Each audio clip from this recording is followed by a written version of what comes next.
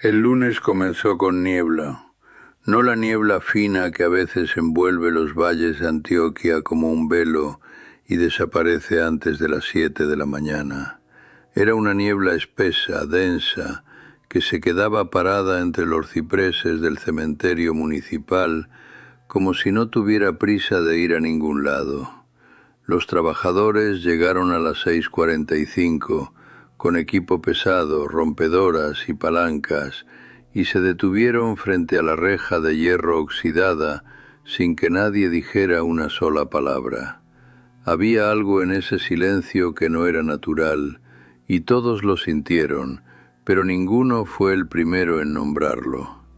El cementerio quedaba en las afueras del pueblo de San Cristóbal de las Cumbres, un municipio de menos de 4.000 habitantes, enclavado en las montañas al norte de Medellín, donde los caminos son estrechos, el asfalto rara vez llega antes que el lodo, y las historias de ánimas en pena circulan en la boca de los más viejos, con la misma tranquilidad con que se habla del tiempo. La orden era simple: retirar una lápida.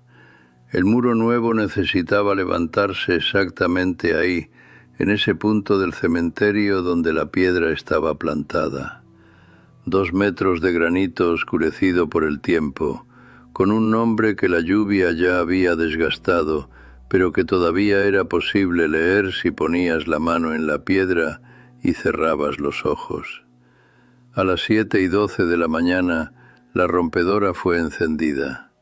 A las 8:43, Carlos Méndez, obrero de 52 años con 20 de oficio, estaba siendo llevado a una ambulancia con el brazo derecho fracturado en 2 puntos por una caída que ninguna cámara registró y ningún testigo pudo explicar bien. A su lado, Efraín Ríos, el más joven del equipo, tenía la mano izquierda envuelta en vendas, quemada por una chispa de un equipo que, según el fabricante, nunca había fallado en 12 años de fabricación. La rompedora estaba intacta, la lápida inamovible. La noticia llegó a la presidencia municipal como un reporte de accidente de trabajo, con lenguaje técnico, números de protocolo y campos en blanco donde las causas debían ser descritas. Rodrigo Salcedo leyó el documento 2 veces, sentado en su escritorio en el segundo piso de la sede administrativa, con una taza de café enfriándose junto al teclado. Era el tipo de hombre que lee reportes como si leyera mapas, buscando lo que está fuera de lugar, identificando las fallas antes de que se vuelvan problemas mayores. Tenía 45 años, cabello oscuro con canas en las sienes, hombros anchos que mantenía ligeramente inclinados hacia adelante cuando estaba concentrado, y unos lentes de armazón delgada que usaba solo para leer, pero que no se quitaba cuando estaba pensando. Era urbanista, egresado de la Universidad Nacional en Medellín, especializado en planeación de infraestructura municipal, y había regresado a San Cristóbal de las Cumbres 3 años antes a invitación del presidente municipal electo, un hombre joven que quería modernizar el municipio sin perder lo que lo hacía único. Rodrigo aceptó el cargo de director municipal de obras públicas con la objetividad de quien resuelve problemas. Llegó con hojas de cálculo, plazos y presupuestos, reorganizó contratos, rehabilitó la pavimentación de calles e inició la rehabilitación del cementerio como parte de un paquete de mejoras que incluía drenaje pluvial y contención de laderas. El cementerio era solo un punto más en la lista, o debía serlo, pero había un dato en el reporte que leyó 3 veces seguidas y no pudo empujar hacia la categoría de coincidencia: el nombre de la lápida que se negaba a salir del lugar. un nombre que él conocía, el único nombre que en 23 años lejos de ese pueblo se había entrenado a sí mismo para no pronunciar en voz alta. El segundo equipo fue enviado la semana siguiente, un jueves de sol débil que engañaba por su claridad. Rodrigo firmó la orden de servicio sin ir personalmente al lugar, algo que en cualquier otra circunstancia no habría hecho, porque era el tipo de gestor que se aparecía en las obras, que platicaba con los trabajadores, que medía la distancia entre el proyecto en papel y la realidad en el terreno. Pero había un motivo preciso por el cual no fue al cementerio esa mañana, y ese motivo tenía el mismo nombre grabado en la lápida. El reporte del segundo equipo llegó incluso antes del mediodía. El camión que transportaba el equipo pesado perdió los frenos en la bajada pronunciada que lleva a la reja del cementerio y chocó con fuerza contra la cerca de hierro, aplastando 2 metros de herrería y lanzando al conductor contra el volante con fuerza suficiente para fracturarle el hueso nasal. El mecánico responsable del mantenimiento del vehículo firmó un dictamen afirmando que el sistema de frenos estaba en perfecto estado en la revisión realizada 48 horas antes del accidente. En el tercer intento, organizado con un equipo distinto y con maquinaria revisada por 2 empresas diferentes, uno de los trabajadores sufrió un colapso antes incluso de tocar la piedra. Cayó de rodillas en el suelo húmedo del cementerio, con los ojos en blanco y un temblor en los brazos que el médico municipal clasificó, sin mucha convicción, como una crisis vasovagal por estrés. En el cuarto, la rompedora dejó de funcionar en el momento exacto en que el operador la posicionó contra la base de la lápida. Al volver a encenderse, una explosión de presión interna lanzó fragmentos de metal que cortaron el rostro del operador en 3 puntos. Perdió la visión del ojo izquierdo por 48 horas. La visión regresó. La explicación técnica, nunca. Fue el presidente municipal quien llamó a Rodrigo una noche de viernes con la voz de quien está cargando más de lo que puede sostener. La prensa regional había publicado una nota con el título «La lápida que nadie puede retirar», y el portal de noticias de Medellín había retomado el caso con un tono entre lo periodístico y lo sensacionalista que irritaba a Rodrigo de una manera visceral. «Esto se está saliendo de control, Rodrigo. Necesito que vayas personalmente mañana y resuelvas esta situación». El presidente usó exactamente esa expresión, resuelve esta situación, como si un cementerio pudiera administrarse con la misma lógica de una licitación. Rodrigo dijo que sí, colgó el teléfono, se quedó parado en la terraza de su casa rentada, mirando las luces distantes del pueblo, con el café intacto en la mano. Había algo que nunca le había contado al presidente municipal, nunca le había contado a ningún compañero de trabajo. Pocas veces se había admitido a sí mismo con palabras claras. Había salido del pueblo a los 18 años sin despedirse de su mamá como debía. Había regresado 2 semanas después ya para el entierro. Había permanecido de pie frente a la fosa abierta con el rostro cerrado y la mandíbula apretada, y había partido de nuevo al día siguiente como si se fuera de cualquier ciudad.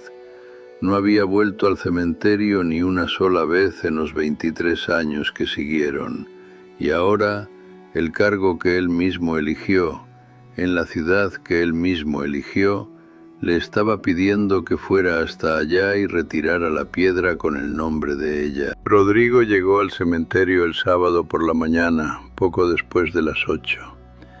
Había dejado el carro a la orilla del camino de tierra y hecho el último tramo a pie, como si necesitara ese tiempo extra para preparar algo dentro de sí que todavía no estaba listo.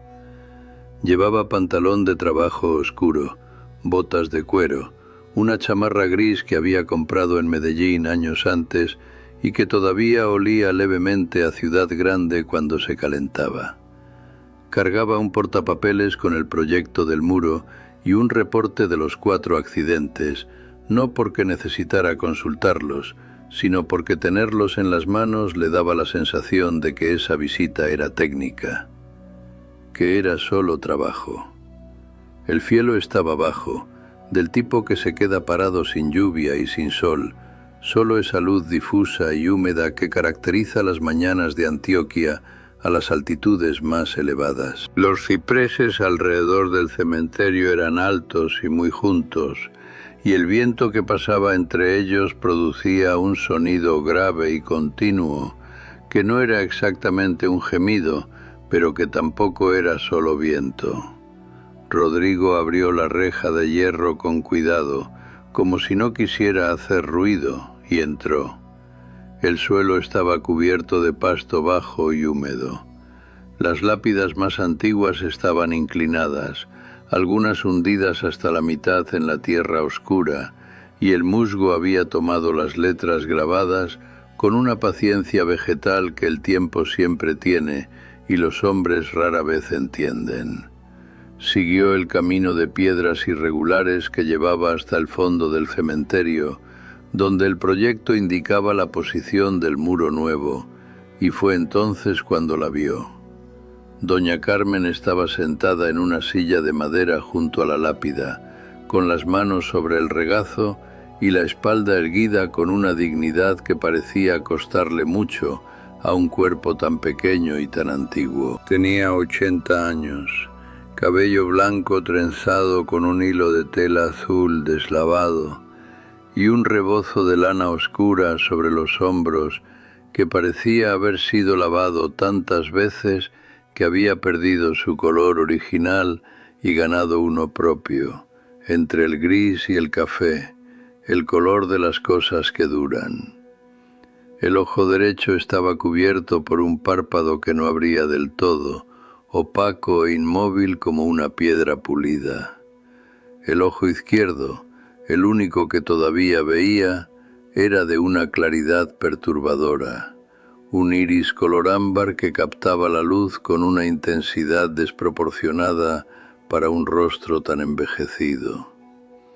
No se movió cuando Rodrigo se acercó, no mostró sorpresa, solo giró ligeramente la cabeza hacia él con la naturalidad de quien esperaba a alguien que llegaba tarde.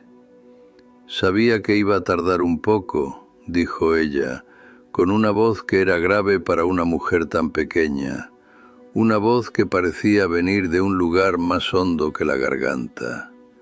Pero sabía que ibas a venir. Rodrigo se detuvo a 3 metros de ella.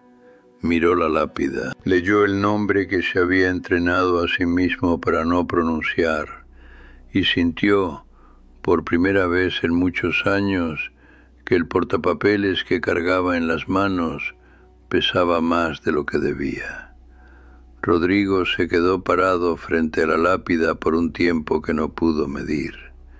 El portapapeles colgaba ahora flojo en la mano derecha, inclinado, como si hubiera olvidado que lo sostenía.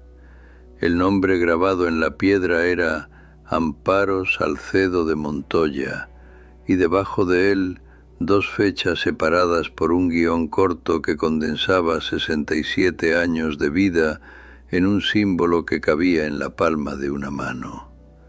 Conocía esas fechas. La primera era fácil, era el tipo de cosa que se sabe sin esfuerzo. La segunda era la que dolía, porque no estaba ahí cuando sucedió. Estaba en Medellín, en una junta de proyecto con una constructora del centro, con el celular en silencio porque había una presentación y no quería ser interrumpido. La llamada que lo cambió todo quedó registrada como una llamada perdida a las 2:22 de una tarde de martes de marzo. Solo la vio 2 horas después. Su mamá había muerto a las 2:15. 7 minutos antes de que él quitara el silencio y mirara la pantalla. 7 minutos que pasó años tratando de convertir en accidente, en coincidencia, en una de esas tragedias inculpable que la vida reparte con indiferencia. Pero la culpa no necesita lógica para existir. Existe en la ausencia, en lo que no se dijo, en el abrazo que no ocurrió, en la mano que no estuvo ahí para sostener. Y había vivido dentro de Rodrigo Salcedo por 23 años, como un inquilino silencioso que había aprendido a ignorar, pero que nunca dejó de ocupar espacio. «¿Usted conocía a mi mamá?», dijo él, y no fue una pregunta. Doña Carmen asintió despacio, como quien confirma algo que ya estaba establecido antes de ser preguntado. «La conocía desde antes de que tú nacieras», dijo la anciana, con una calma que no era frialdad, era otra cosa. Era la serenidad de quien ya lloró todo lo que tenía por llorar y se quedó con lo que restó después de las lágrimas. «Tu mamá y yo éramos vecinas cuando éramos jóvenes, antes de que ella se casara, antes de que tú existieras. Era una mujer que no sabía quedarse quieta, siempre con las manos ocupadas, siempre con alguien a quien ayudar».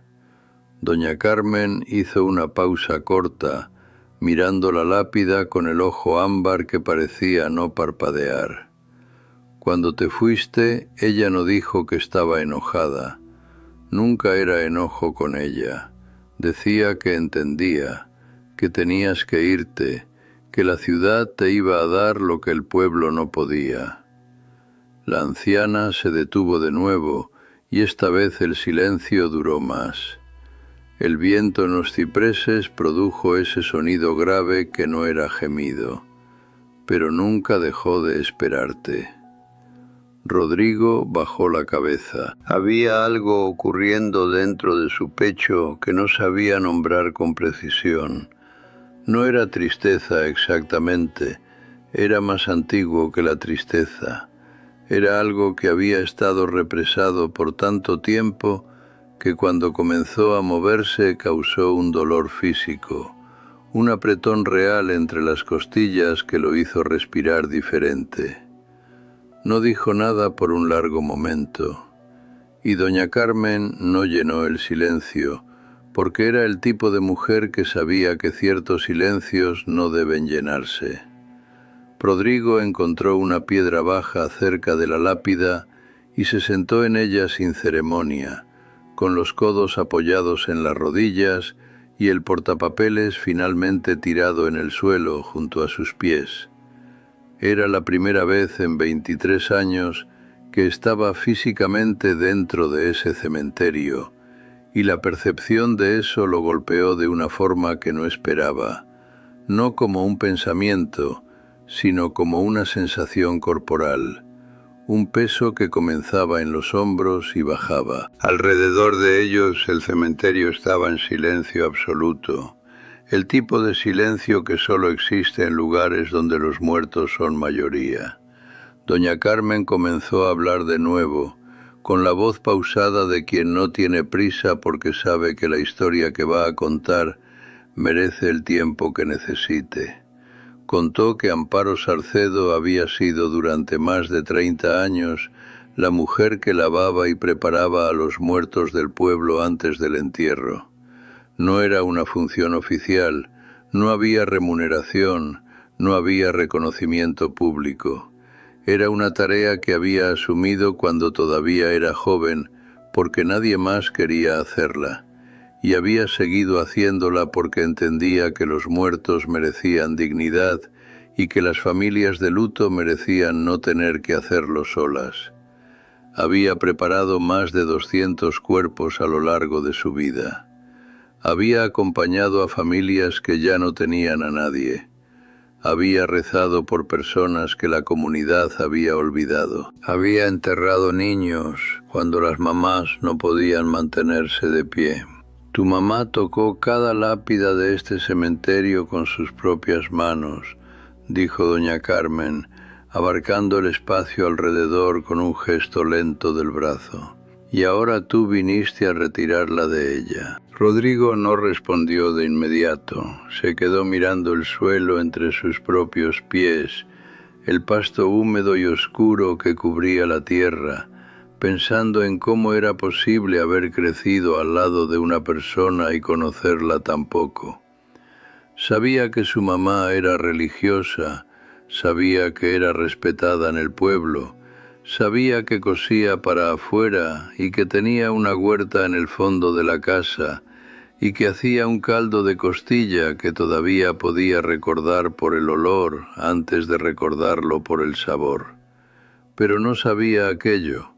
No sabía de los muertos, no sabía de las familias, no sabía de lo que ella había cargado en silencio mientras él estaba en Medellín, construyendo una carrera con la eficiencia de quien cree que el futuro justifica lo que se deja atrás. ¿Por qué nunca me contó?, dijo él, y la pregunta salió con una textura extraña, mitad acusación, mitad confesión. Doña Carmen lo miró con el ojo ámbar por un momento largo antes de responder. «Porque tú no preguntabas», dijo ella, sin dureza, con la misma serenidad desconcertante que había mantenido desde el inicio. «Y porque sabía que si contaba, tú ibas a sentir que debías quedarte. Y ella no quería que te quedaras por deuda». Rodrigo cerró los ojos. La frase cayó dentro de él como una piedra en un pozo hondo, y escuchó el eco por un tiempo que no supo medir. Los días que siguieron a esa primera visita al cementerio fueron los más extraños de la vida profesional de Rodrigo Salcedo. Siguió yendo a la oficina, siguió firmando documentos, siguió atendiendo las llamadas del presidente municipal con la voz firme de siempre. Pero había algo que se había desplazado dentro de él, como una pieza de engranaje que sale milímetros de su lugar y no rompe la máquina de inmediato, pero cambia el ritmo de todo. Dormía mal. Se despertaba a las 3 de la mañana con la sensación de haber olvidado algo urgente. Se sentaba al filo de la cama en la oscuridad y se quedaba mirando la ventana hasta que el cielo empezaba a aclarar. La prensa regional había publicado 2 notas más sobre la lápida y un canal de televisión de Medellín había mandado un equipo al pueblo para hacer un reportaje que mezclaba entrevistas con vecinos, imágenes del cementerio y una narración en off que trataba el caso como entretenimiento. Rodrigo vio el video en la computadora de la oficina con la puerta cerrada y sintió una náusea que no era exactamente enojo, era algo más parecido a vergüenza. El 5º equipo de trabajadores se había negado formalmente a ir al cementerio y el sindicato regional había enviado una carta a la presidencia municipal citando condiciones de riesgo no mapeadas. El presidente llamó 3 veces la misma mañana. En la tercera llamada, Rodrigo dijo que estaba trabajando en una solución alternativa para el proyecto del muro. El presidente se quedó en silencio por 2 segundos antes de preguntar qué significaba eso exactamente. Rodrigo dijo que explicaría pronto. Colgó el teléfono y se quedó mirando el plano del cementerio abierto sobre la mesa, con una pluma en la mano que no había usado. Fue doña Carmen quien lo buscó en la segunda visita y no fue en el cementerio.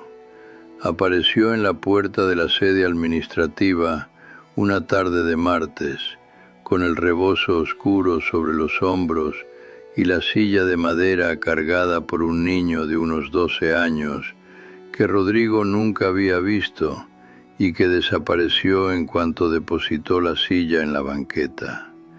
La recepcionista subió a avisar a Rodrigo con una expresión que mezclaba respeto y desconcierto, y él bajó de inmediato, sin saber bien por qué, solo sabiendo que debía. Doña Carmen estaba sentada en la banqueta frente a la presidencia, como si ese fuera el lugar más natural del mundo para una conversación, y Rodrigo jaló una silla plástica de dentro de la recepción y se sentó afuera con ella, sin que ninguno de los dos comentara el absurdo administrativo de la escena. Ella había traído algo, un sobre de papel Kraft, viejo, con el nombre de Rodrigo escrito a mano con letras que reconoció de inmediato, porque había crecido viendo esas letras en recados en el refrigerador, en firmas al fondo de cuadernos escolares, en tarjetas de cumpleaños que llegaban puntualmente cada 18 de octubre. Era la letra de su mamá.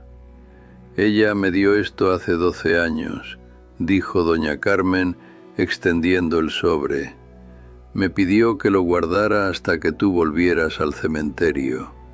Dijo que cuando fueras era porque ya estabas listo. Rodrigo se quedó mirando el sobre por un tiempo que sería difícil de explicar a cualquier persona que no entendiera lo que significa tener en las manos algo que esperaste toda la vida sin saber que lo esperabas.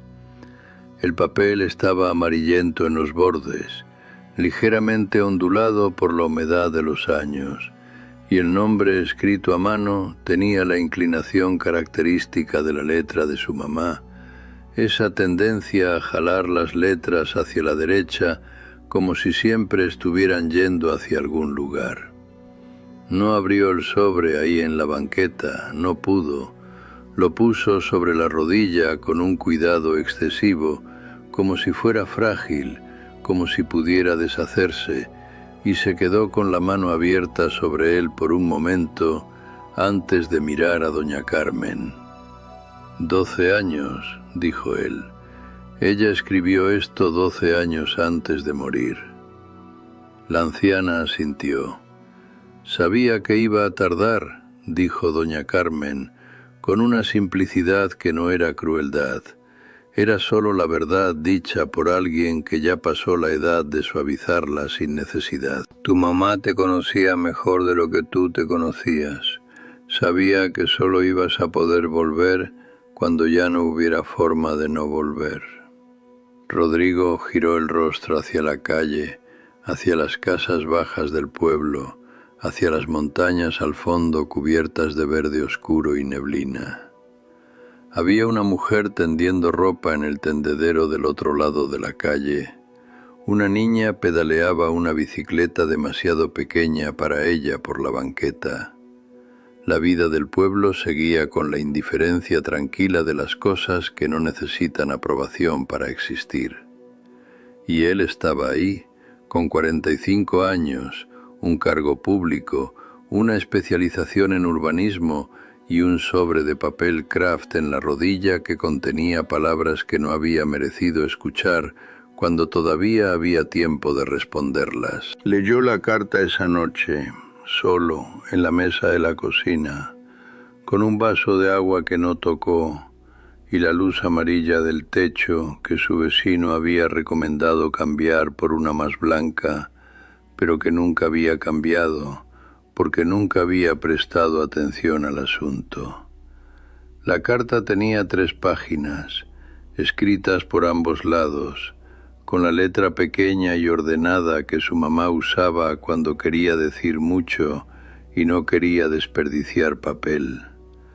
No empezaba con rencor, empezaba con una descripción del pueblo en una mañana de marzo, el olor a tierra mojada después de la lluvia, el sonido de los pájaros que llegaban antes del sol y que ella había aprendido a identificar por el canto con los años. Era como si quisiera que él estuviera ahí antes de empezar a hablar de verdad. Después hablaba de él, no con acusación, no con reproches. Hablaba con el tono de quien observó a alguien crecer y entendió cosas que la persona nunca entendió sobre sí misma. Decía que se había ido no por ambición, sino por miedo, que el pueblo para él era el lugar de la pérdida, del papá que se fue pronto, de la infancia pobre, de la sensación de ser demasiado pequeño para lo que sentía, que la ciudad había sido la distancia que necesitaba para sentirse seguro. Y entonces venía la frase que lo hizo dejar de respirar por un instante. Yo nunca necesité que te quedaras, mi hijo, solo necesitaba que supieras que podías volver. Rodrigo dobló la carta con cuidado y la guardó dentro del sobre. Luego puso el sobre la mesa y se quedó mirándolo por un largo tiempo sin volver a tocarlo. Había una parte de la carta que no había podido terminar de leer esa noche, no porque las palabras fueran incomprensibles, sino porque había un punto en que la letra de su mamá había cambiado ligeramente, se había vuelto menos controlada, con una presión diferente sobre el papel, como si la mano hubiera temblado mientras escribía. Era el párrafo en que hablaba sobre la muerte, no sobre la propia muerte de forma abstracta, sino sobre lo que le había pedido a doña Carmen, que cuando llegara el momento la enterraran en ese cementerio que había servido por tantos años, en ese punto específico del terreno donde la luz de la tarde llegaba de una forma distinta, entre dos cipreses antiguos que ella había ayudado a plantar cuando tenía 30 y tantos años. Había elegido el lugar como quien elige una casa, con cuidado, con intención, con la convicción de quien sabe que va a quedarse por mucho tiempo. Y al final de ese párrafo, después de una línea en blanco que parecía una respiración, había escrito: «No me saques de ahí, mi hijo, no porque tenga miedo de que me muevan, sino porque ese lugar es mío, y me lo gané con las manos». Rodrigo se puso de pie en ese momento, empujó la silla hacia atrás, fue hasta la ventana y se quedó parado ahí con los brazos cruzados, mirando la oscuridad del pueblo, mientras algo dentro de él se reorganizaba de una forma que no había pedido permiso y no lo estaba pidiendo ahora. La presión externa crecía con una velocidad que Rodrigo había aprendido a lo largo de su carrera a manejar con racionalidad, pero había un límite para lo que la racionalidad puede sostener cuando el problema deja de ser externo y pasa a ser interno. El presidente municipal lo convocó a una reunión formal el miércoles siguiente con el secretario de Finanzas y el regidor responsable de la Comisión de Obras, y el tono de la reunión fue diferente al de las llamadas anteriores, más seco, más institucional, con la calidad específica de las conversaciones en que las personas dicen una cosa, pero quieren decir otra. El proyecto del muro había sido aprobado en presupuesto público, con recursos del gobierno estatal, y había un plazo contractual que no podía ignorarse. La alternativa técnica que Rodrigo había mencionado vagamente la semana anterior necesitaba presentarse con números, con planos, con justificación formal. No puedo defender políticamente una decisión que no tiene base técnica, dijo el presidente, usando las palabras con el cuidado de quien sabe que está siendo grabado aunque no haya grabadora. Rodrigo escuchó todo con la expresión que había desarrollado a lo largo de 20 años de juntas, cerrada, atenta, sin darle al interlocutor la satisfacción de saber qué estaba pensando. Pero cuando salió de la sala y bajó las escaleras hasta el pasillo de la planta baja, se detuvo un momento con la mano en el barandal y se dio cuenta de que había tomado una decisión. No había sido un pensamiento deliberado, simplemente se había dado cuenta de que la decisión ya estaba tomada y que lo que faltaba era solo tener el valor de sostenerla. Rodrigo pasó los 3 días siguientes rehaciendo el proyecto del muro solo, después del horario de trabajo, con los planos extendidos sobre la mesa de la sala de su casa rentada y una regla de arquitecto que había guardado desde la universidad y que rara vez necesitaba usar en el trabajo administrativo. Era un ejercicio técnico genuino, no una escenificación para justificar una decisión ya tomada por razones emocionales, y esa distinción le importaba de una forma que no podía abandonar ni en ese momento. Había una solución viable. El muro de contención podía desplazarse lateralmente aproximadamente 4,5 metros sin comprometer la estructura de drenaje ni la capacidad de retención de ladera que justificaba la obra. El costo adicional sería de aproximadamente 8.200.000 pesos colombianos, el equivalente a poco más de $2.000, una cantidad irrisoria dentro de un presupuesto total de $340.000. La justificación técnica era sólida. El problema no era la ingeniería. El problema era que cualquier persona con experiencia administrativa suficiente podría darse cuenta de que el ajuste se había hecho después de la decisión y no antes, y que la decisión se había tomado por razones que no cabían en ningún formulario oficial. La noche del tercer día, Rodrigo dobló los planos revisados, los metió dentro de una carpeta y se quedó sentado a la mesa con una pluma en la mano sin escribir nada. Luego llamó a doña Carmen, cuyo número había pedido al velador del cementerio una tarde en que había pasado por ahí sin entrar. La anciana contestó al segundo toque como si estuviera esperando. «Necesito preguntarte algo», dijo Rodrigo. «¿Qué hacía mi mamá cuando necesitaba tomar una decisión difícil?» Hubo una pausa corta del otro lado. «Iba al cementerio», dijo doña Carmen. «Decía que los muertos tenían más claridad que los vivos porque ya no tenían nada que perder». Rodrigo no fue al cementerio esa noche.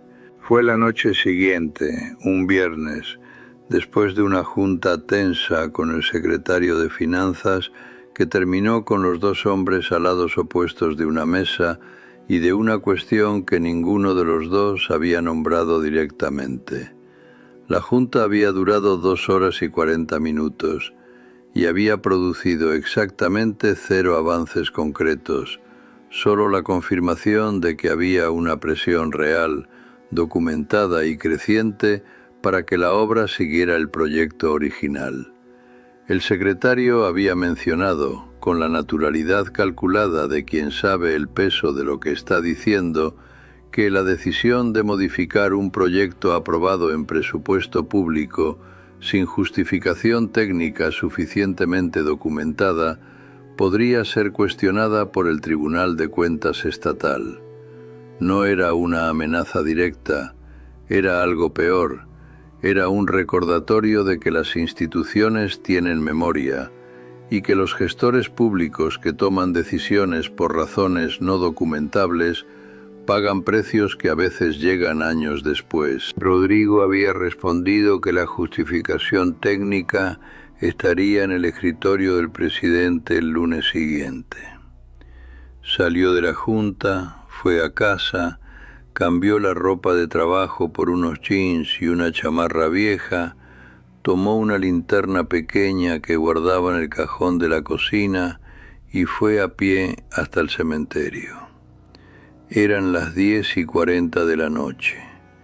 La lluvia había comenzado media hora antes, una lluvia fina y constante que mojaba sin hacer ruido, y el pueblo estaba en silencio con la calidad específica del silencio de las noches de lluvia en lugares donde la gente se duerme temprano.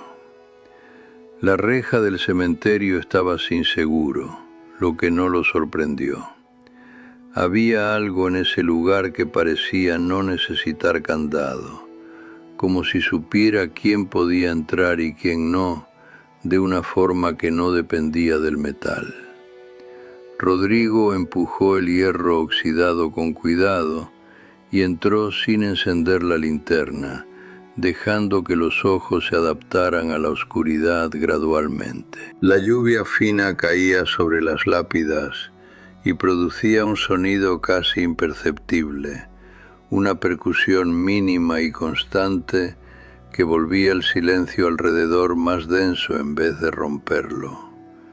Conocía el camino ahora, había hecho ese trayecto de piedras irregulares las veces suficientes para que los pies lo encontraran sin que los ojos necesitaran guiar. Pasó por las lápidas antiguas inclinadas, por el cantero central donde había una cruz de hierro que alguien había pintado de blanco en algún momento del pasado y que ahora se estaba descarapelando en hojuelas que la lluvia se llevaba, y llegó al fondo del cementerio, donde la lápida de su mamá quedaba entre los dos cipreses altos que ella había ayudado a plantar décadas antes. Estaba ahí como siempre, inamovible, oscurecida por la humedad, con el nombre que la lluvia había desgastado pero no borrado. Rodrigo se agachó lentamente hasta quedar de rodillas en el suelo, con las rodillas en la tierra mojada, sin importarle el pantalón, sin importarle la lluvia que había empapado los hombros de la chamarra.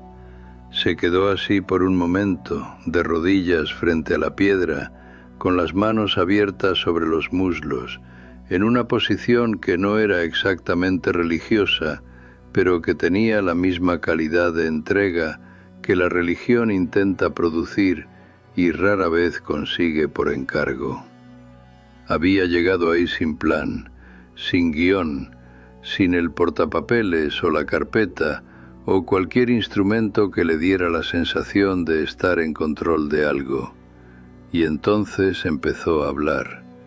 No en voz alta al principio, solo un murmullo que él mismo apenas escuchaba por encima del sonido de la lluvia fina, pero que fue creciendo gradualmente hasta que las palabras salieron con el volumen de una conversación normal, el volumen de alguien hablando con otra persona en un cuarto pequeño.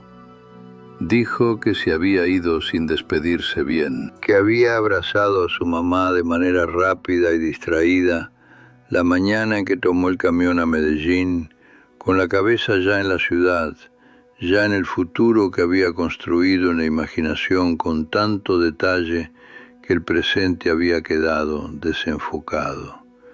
Dijo que había llamado con menos frecuencia de lo que debía y que cuando llamaba hablaba más de lo que estaba construyendo que de cómo estaba ella. Dijo que había perdido la llamada de ese martes de marzo, no porque el celular estaba en silencio por una reunión importante, sino porque había una parte de él que siempre creyó que su mamá iba a quedarse ahí, inmóvil y esperando, de la misma forma que el pueblo se quedaba, de la misma forma que las montañas se quedaban, como si algunas cosas fueran permanentes por naturaleza y no necesitaran atención para seguir existiendo. Me equivoqué, dijo él, con la voz que se había puesto ronca, de una forma que no era solo del frío y la humedad. Me equivoqué y no tuve la oportunidad de decírtelo con tú aquí. La lluvia continuaba, los cipreses hacían ese sonido grave, y Rodrigo Salcedo, director municipal de Obras Públicas, urbanista egresado, hombre de números y proyectos y plazos contractuales, lloró de rodillas en la tierra fría del cementerio de San Cristóbal de las Cumbres, con una intensidad que no había encontrado en 23 años de vida adulta. Cuando las lágrimas pararon, no fue de forma abrupta. Fue como la lluvia que había comenzado a debilitarse a su alrededor, gradualmente, sin anuncio, hasta que de repente te das cuenta de que ya no está cayendo con la misma intensidad y no sabes precisar el momento en que cambió. Rodrigo se quedó de rodillas por un momento más, con la mano extendida sobre la superficie fría de la lápida, sintiendo el granito húmedo bajo la palma, como si intentara memorizar la textura. Había algo que todavía necesitaba decirse, y sabía cuál era. Lo había sabido desde que leyó la carta, desde que doña Carmen había pronunciado esas palabras en la banqueta frente a la presidencia, desde que había bajado las escaleras de la Junta con el secretario con la mano en el barandal y la decisión ya formada dentro de él sin haberla pedido. «No te voy a sacar de aquí», dijo él, con una voz que se había vuelto más tranquila, más firme, con la calidad específica de las palabras que se dicen cuando quien las dice ya sabe que las va a sostener sin importar el costo. «El muro va a rediseñarse. Tú te quedas donde estás, donde quisiste quedarte». Hizo una pausa. La mano seguía sobre la piedra. «No es una decisión técnica», continuó, y había algo cercano a una sonrisa amarga en la voz al decir eso. El reconocimiento de un hombre que pasó la vida entera tomando decisiones técnicas y finalmente encontró una que no cabía en esa categoría.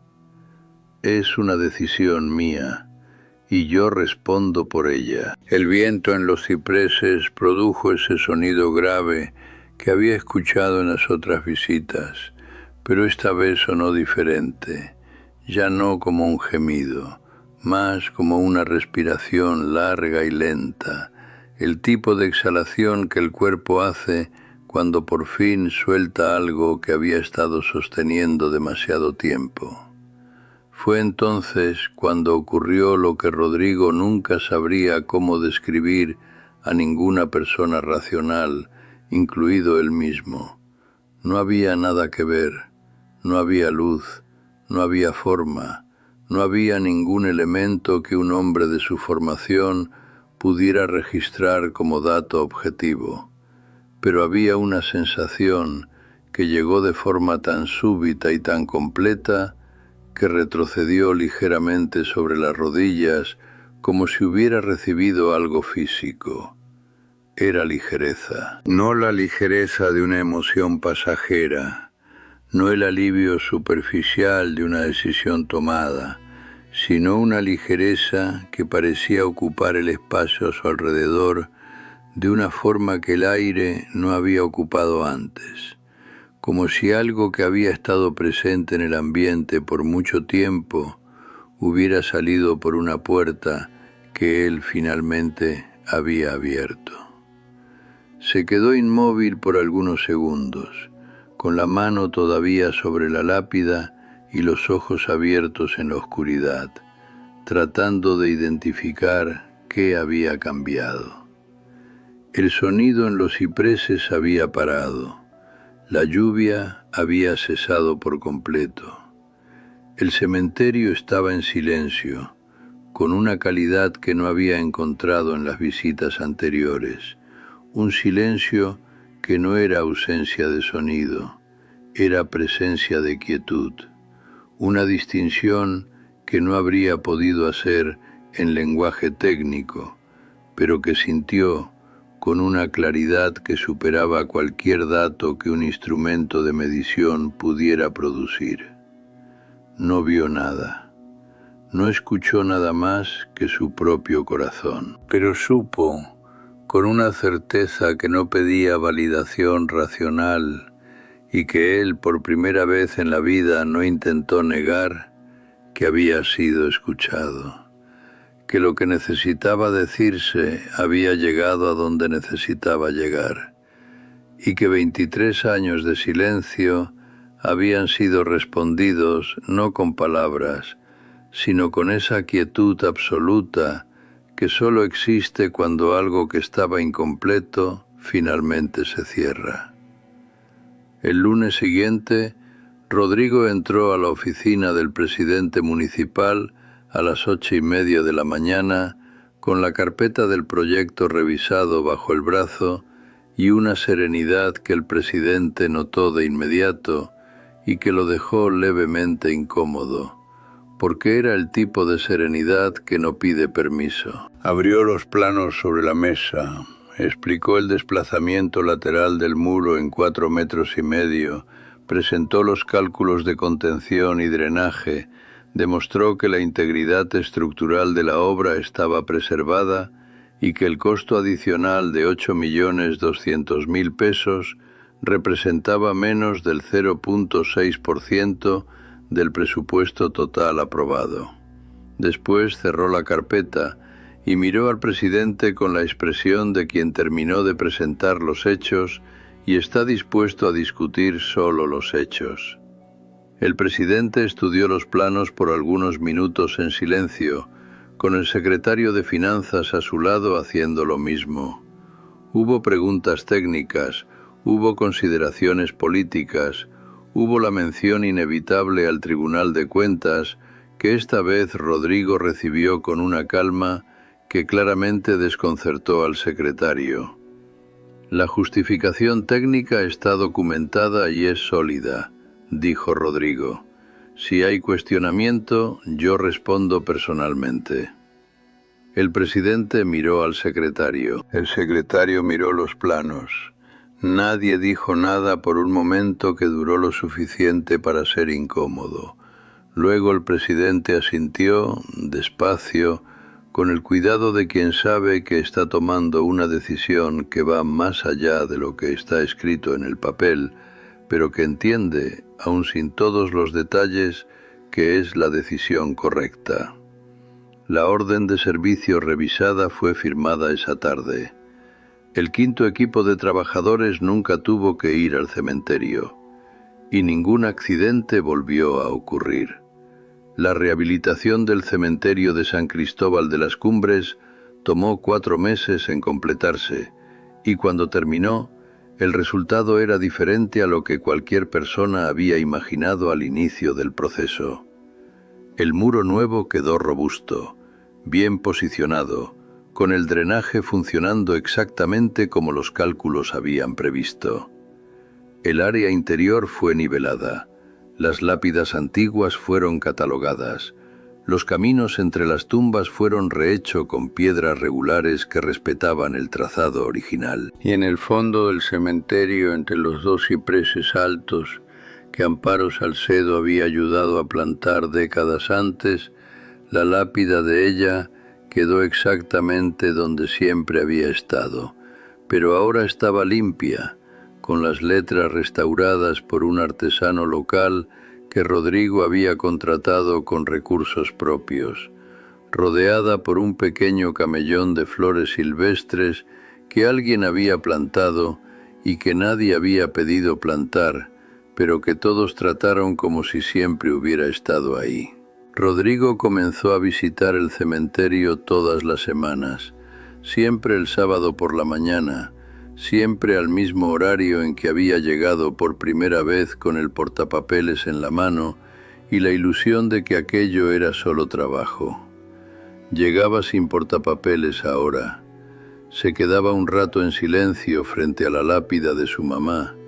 A veces hablaba en voz baja, a veces solo se quedaba. Y después caminaba por el cementerio entero, deteniéndose frente a las lápidas antiguas, leyendo los nombres, aprendiendo las historias que doña Carmen le contaba con la paciencia de quien sabe que la memoria de un lugar es tan importante como su estructura física. Había encontrado en ese cementerio que había evitado por 23 años algo que ninguna ciudad grande había podido darle: la sensación de que pertenecía a algún lugar. Una década después, en octubre de 2034, el municipio de San Cristóbal de las Cumbres recibió el Premio Estatal de Preservación Histórica y Cultural de Antioquia, otorgado por el gobierno regional a municipios que habían realizado trabajos ejemplares de recuperación de memoria colectiva. La ceremonia tuvo lugar en Medellín en un auditorio del Centro Cultural de la ciudad, y Rodrigo fue hasta allá de traje, con el cabello ahora completamente blanco en las sienes y unos lentes nuevos que había comprado porque los viejos se habían roto y que todavía no se había acostumbrado a usar. Estaba retirado del cargo público desde hacía 2 años, pero coordinaba voluntariamente el proyecto de memoria del cementerio que había iniciado, un trabajo que incluía la catalogación de más de 300 historias de vida recuperadas a partir de registros parroquiales, entrevistas con los vecinos más antiguos y las narrativas que doña Carmen había transmitido a lo largo de los años antes de fallecer, en una mañana tranquila de julio de 2028, con 86 años y la serenidad de quien siempre supo que la muerte era solo un cambio de estado y no un fin. Su nombre había sido grabado en una pequeña placa de bronce en la entrada del cementerio, junto a la reja de hierro oxidado que nadie había cambiado porque se había vuelto parte del lugar. La placa decía: Carmen Rosalba Uribe, guardiana de la memoria de San Cristóbal, quien supo que los muertos y los vivos se necesitan mutuamente para que ninguno de los dos sea olvidado.